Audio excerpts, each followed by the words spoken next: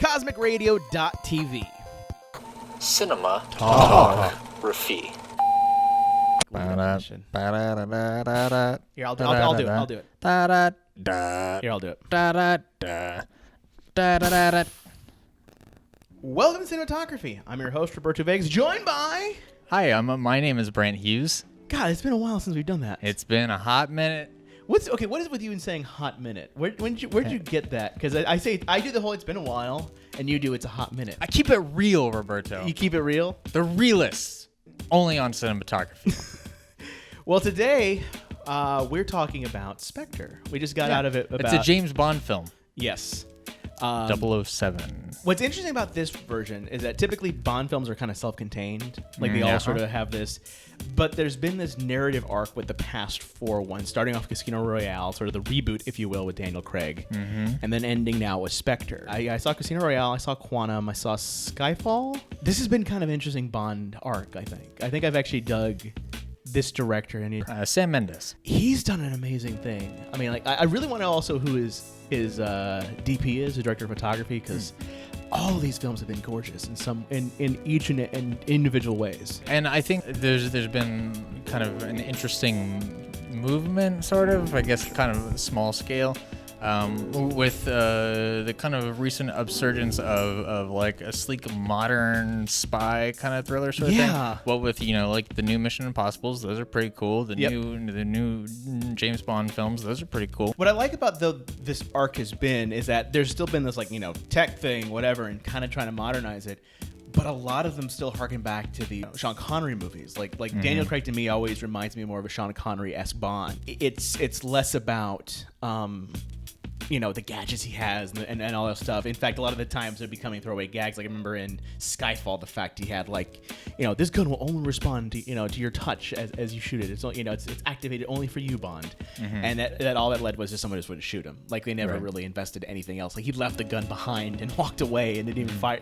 Fired very few shots about it. He has a habit of doing that with very expensive things. Right, and so like a lot of it has been Bond at his wits and sort of being this, which I've really enjoyed a lot more than I thought I would. Because I always had a soft spot for like Pierce Brosnan and GoldenEye and stuff like that. But there's something about Daniel.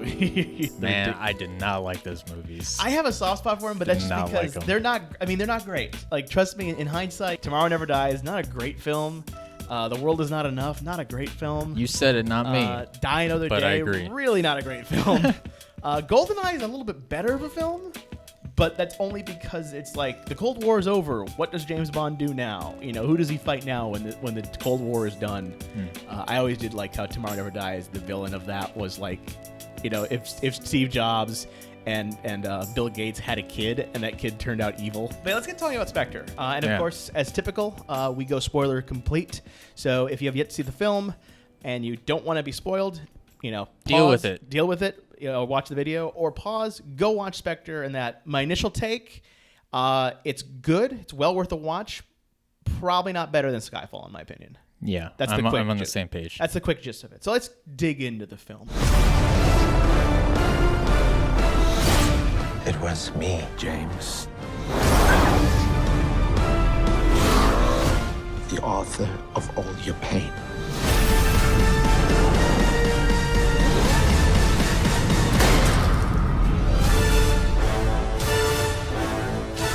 I was saying this on the ride home just because we typically talk, when we're coming back to your place to record. I loved that opening shot. And again, I have a thing for like shots that, extended shots and like, single take shots for in general. But I fucking loved how they sort of tricked you as like, is this the person we're following? No, this is Bond. And like who was, kind of introducing the characters that we're about to follow into their scenes. I feel like it started off really strong. The Dios de los Muertos. I feel like that's a really interesting setting. You don't see it a ton. No, and these kind of things, true. and it's like a really rich, like cultural kind of setting. Yep. And I thought that was great. Obviously, when Daniel Craig steps out onto the side of the building, that was like such a smooth thing, and I just love the casual shot keeps nature. going, and it feels larger than life, and it's really great. What I loved was just so casual how he just had a gun just draped underneath him. He's just walking casually across the rooftop down air vents and things like that. It was just a slick shot. And then what I also liked about this one is that I always like it when Bond's working outside of sort of the norm and outside of like the protection of the 00 project and and MI6. And I just love how he, like, when he's going rogue and whatnot, like how because of that he loses all the usual tools and tricks he has and sort of relies on himself. It's probably my favorite part of that movie. On a downside, I felt this was way longer than it needed to be. Yeah, I mean, runtime really doesn't affect my experience too much. Just every now and then when it's like, you're going to see like a Lord of the Rings film and you're like, oh geez, like I have to plan out my whole day around this. But outside of that, the more the better for me, unless there's just like a lot of really unnecessary stuff. So a couple things that I did like. It started off really strong. I thought a lot of the photography involving cars and stuff was really well done, especially like that opening chase. There were a lot of super interesting shots, and it was really fantastic. I was really hoping they would go in a Metal Gear Solid direction with the nanobots in the bloodstream. That bugged me so much because if you have bullshit technology in your world, fine, whatever, who cares? Just make me believe it exists, and I'll be okay with it. What I love about we've injected the latest nano machines in your bloodstream that we can track you and get all your vitals and all this useful data that could be funny either for a gag. Yeah, sure, it may not work in the world, but at least you're doing something with it. Where all it was is, do you have your eyes on Bond? He's in Germany, but I'm not going to tell you because I'm going to lie to you and tell you he's in Chelsea. And that's it. There's nothing else. In fact, when it got to the point where it's like, well, we could track Bond with a smart blood. We could track him, anyone could track him. So delete the file. It's like, well, then why do we even bother with it? Why didn't you just put a fucking tail on him or something? Yeah, it didn't really go anywhere. Although if you think about it, the Spectre is kind of the Patriots.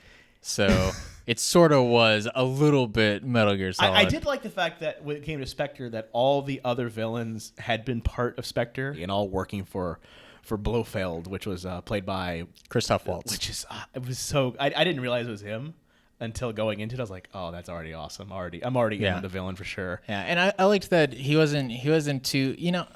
A lot of times when people hire Christoph Waltz, they kind of have him play the same character. Yeah, exactly. And there were elements of that character that he plays where it's like he's kind of maniacal, but also like really aloof. Well, but it wasn't ramped up to like a Django or anything like that. Right, because Blofeld as a villain, like in the Bond lore, is one of the classic ones. He's the one that runs Spectre. Spectre's sort of this, if Bond is on the good side of like spy and information stuff, this is the villainous side. These are the guys that cause destruction, want chaos, and whatever. And I liked how when they had their meeting, the Spectre meeting, if you will, that it was like very much like a business meeting, talking about where our expansion is, where we can make money, how we can control power, and talking about it as if it were just a business, which is kind of cool to have, like almost like the shareholders meeting of evil. And I think that's what I liked a lot about it, was that every time you saw the villains, you never got too terribly over the top. You never got anybody ridiculous. Like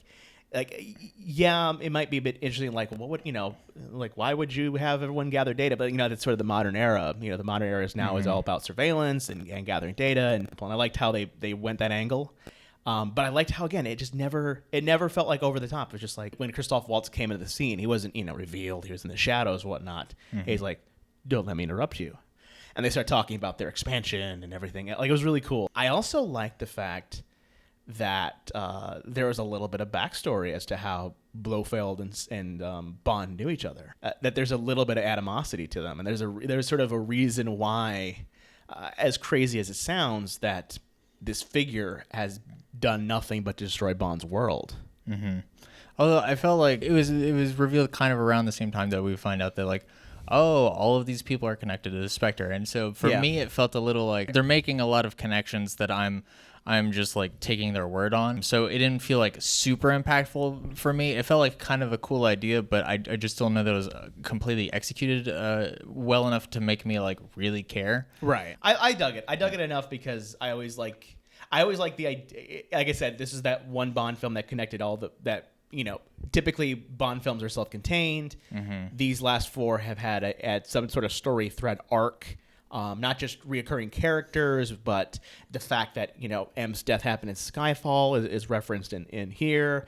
The fact that, like your personal property from Skyfall has been, completely, vetted now and is no longer in, evidence for anything. And the fact that he gets that evidence and it gets sort of this backstory character, stuff like that. Like I dug that they had that thread at least, because usually it's just throwaway. Usually it's like, well, Bond's adventure is done. Let's, move on to the next adventure. Whereas this one just sort of, these 4 ones have had that thread through it. And I like the fact that they sort of tried its best to sort of tie them all up. I will say, I think the things that really bugged me about it, at times the pacing felt really slower than it. I said, when I said it was long, I think the fact that a lot of the pacing felt slower than it needed to be. And maybe that's just what a Bond film is supposed to do, and that's why I couldn't grasp it. I expected a lot more action beats. And even that last explosion that happens at the evil data center, if you will, in the middle of the desert. To me, even that felt like you rushed that explosion a little. You rushed the exit a little too quickly. There's a fair amount of build up, and then it just kind of was like, okay, here's shoot this and walk out, and it's all gonna explode, and then that was okay. We're done here. Yeah, exactly. Right, I felt there should have been more lead up to this, because it was a really cool kind of center. This idea of oh yeah, we've got a pipe into your other network there, and we're gonna take your data because C's on our side. And I was like, man, I wish you could have had a little bit longer, because it just felt like a lead up. I mean, I'm glad that they at least used the watch after all, and that made sense, and that wasn't a throwaway object for sure. But it just felt like that went too quickly. Having Christoph Waltz be a villain, and though yes, he's Christoph Waltz and he tends to be a certain role over the topness, I think every time he was on screen kind of being the villainous person, I enjoyed him being that. I'm just like, I kind of wish he was given a little bit more time. So now you want a little bit more time. Well, maybe not so much time, but better usage of that time. Sure. If you're going to have a 3-hour film, make me not feel like it's 3 hours. As much as I like the whole backstory behind it, I wish they would have let him be on screen more, because it wasn't until the very end that we really got Christoph Waltz and Blofeld and him on screen as a villain. Yeah. We never saw him sort of do his own thing like we did with Silva, for example. And also, I really liked that they kind of worked this in, but they didn't. A lot of times you have a big movie like this, and they'll the writers will do something really clever, so they really call attention to it. And they did something that I thought was pretty clever, where Christoph's character keeps talking about the eyes and everything, and how the soul lives in the eyes, and then his eye gets all fucked up. Yeah. And they never draw any attention to it, and they just kind of let it hang there. And I thought those are really cool little bit of symbolism. That is the typical Blofeld look. The one thing I liked you mentioned that, because I liked the look he had where the one eye just had no color, no pigmentation. He is soulless there. And there was a really good twitch in that eye too. I really liked that. It was a good shot. I mean, the beauty part about Blofeld is he is a very, very maniacal villain, and a very good one at that too. Because he's got a reason to fuck with Bond, not just I want to rule the world and destroy things. It's no, I don't like this time. It's personal. Yeah, I mean, it sounds weird, but I like that, and I kind of wish we would have gotten more of him on screen, because that was the one thing that made Skyfall really interesting. And I know I should compare this movie on its own, but because it's part of this overarching sort of thread of a storyline, I gotta pull in Skyfall in the mix, because it's valid, it's important. When it came to Skyfall, Silva was this really slick, awesome villain, because he was a counter spy. He knew how Bond worked as an assassin. When he would come on scene, it would, it'd all be personal. It'd have this sort of thing. Whereas I was like, man, I wish we could have given Christoph Waltz about that same amount of time, because all we got as our majority kind of interactive villain was the big silent character that's just sort of hulking, that you can never quite die. It's a cross between Jaws and Oddjob. Because this opening sequence was, as silly as it sounds, was so fucking over the top. I was just like, great, this is gonna be our villain, because he comes in does anyone challenge this man? He pulls the Game of Thrones on him. Yeah, he's the mountain. Right, it felt weird. I was just like, really, this is gonna be spoilers for Game of Thrones. Sorry, it's okay. I was like, really, that's our henchman? I was like, eh. I got where they were alluding to. I understood what they were pulling from meta-wise. If I had a choice, I would have had Christoph Waltz Sure. and less of hulking Jaws odd job guy. I don't think he was even given a name. Was he given a name in the movie? Because I don't think he was actually given a name. He was just like, does anyone challenge? It's like, you. Yeah. Or state. And he's just kind of like show lurking in the shadows. Because he's for the like, rest show of the your movie. credentials, and all he does is just smash some guy's eyes. Just These like, are my credentials. Exactly. That's what it was. It was so weird. I was just like, okay, well, cool. Although I did like that scene that Christoph was. I understand now what's going on. How's it going, James? I liked, again, the smoothness of him. I always like smooth villains that are like actually aware of what the fuck's going on. And and there's a little moment that I really like. Do you happen to know what one of our most popular episodes of Scam School is? I do not know what we're popular. One of our most popular episodes is the episode where Brian breaks out of zip ties on his chest. Yes. Which James Bond totally does in Act 3. And I went, I saw that. I noticed that as well. It made me giggle a little on the inside. It did actually, because I remember that was the case. Oh, hey, Bond watched Scam School, I guess. Yeah, but they probably didn't read all the billion comments of people who are like, yeah, but a real villain would never use zip ties, or they would never tie their hands like this, and of course it would be behind their back. There's no way they could get it out from behind their back. Obviously. Now I'm just gonna go to all those comments and reply, hey, have you seen Spectre? Have you seen Spectre? That's how the real bad guys do it. It's in a movie. They can't lie. That's true. They can't lie. They cannot. That's lie. a fact. Look, if James Bond can get, like, I'd imagine James. This was a documentary, Roberto. Of course it was. With the badass. By the way, I think one of my favorite moments in also the movie was when he had 009's car. That was obviously tuned for 009. Like, I loved the idea. Here's this other 00 agent, not 007, but 009. That like, cause did you hear like some of the music he had? Like, he had Tom Jones. It's not unusual. Like that was his music for 009. Right. And I want to imagine like who is 009 and like if 007's a suave, shaken not stirred vodka martini kind of drinker guy. Like, who is 009 that's, like, listening to Tom Jones It's Not Unusual? I like to think it's just that little pug bobblehead from Skyfall. Maybe it is. They just drop him in the driver's seat, and it kind of drives itself. Because that was a moment of, like, the car is not giving him anything. I enjoyed the fact that he's like, all right, the gun's time. And, they come out, guns aren't loaded. Like, come on. It's like it was such an interesting, like, funny moment. Yeah, it was all right. I did have some big problems, though. Skyfall did such a great job of setting the stakes.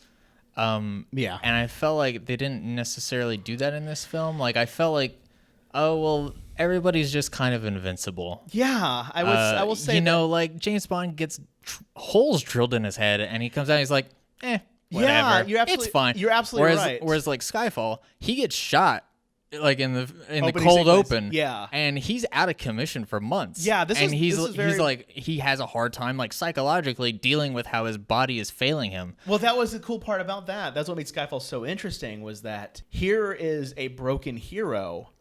How does he kind of come from the ashes and say and do what he has to do for the good of mankind, so to speak?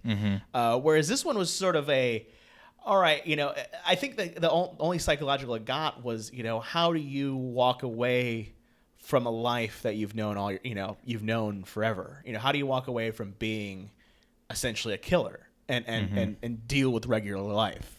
Because the ending kind of gives to the idea that this is the last the director is gonna do. So for good or for bad, this is the end of that arc of Bond, which I think is great. I think it's totally fine. I think that this is a perfect way to end it, because I did like the fact that he just didn't kill. He just like out of bullets and kind of went off in the sunset with the only girl that would probably understand him, who was also very badass. I actually was very happy with this Bond girl. She was a cool character. I feel like she latched onto Bond a little quickly. Yeah, I was gonna say that same thing. I thought that was weird. I really loved the way that she was really resistant towards him, and I thought that. That's a nice change of pace for a woman character in this. Is that I was hoping that franchise. was going to stay way longer in that mix, because I enjoyed the fact that she was like, you touch me, I'm gonna fucking kill you. Like, I was like, I like this. I was like, let's keep that sort of animosity there as long as we can, because that was kind of cool to have this sort of like this is our Bond girl, But our Bond girl isn't gonna fuck James Bond. I dug that idea of like, here's a Bond girl that's good, that's independent, that's on her own, that doesn't need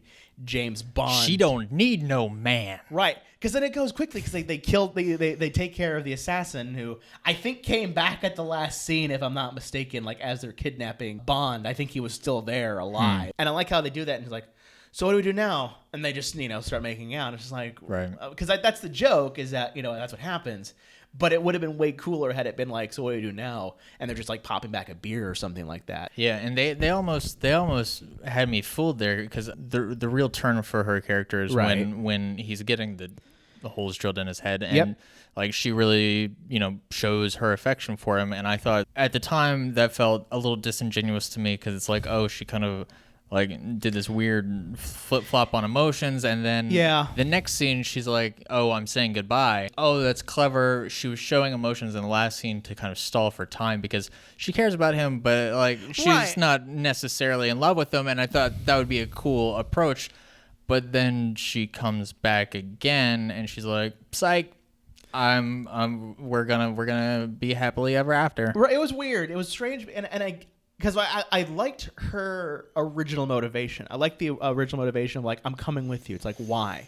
Because I want to understand my father. Because I liked how when they broke into the thing and she saw that her father's sort of secret place, where he's doing all of his spy shit. What's surrounding him is his daughter, his pictures of his daughter, and sort of his moments with her. And I dug that a lot. Because I like the idea of like, here's a daughter who resented her father because of all the life he lived and everything else. And now I want to understand, who was this man? Why is it that he was part of this, and what led him to go insane? And then kind of lose it in his own way, and and it was cool. Like, it was really cool. Kind of like, that was a cool motivation. That made sense after the whole like, I love you. It's like, you fell really quickly for this. This seems.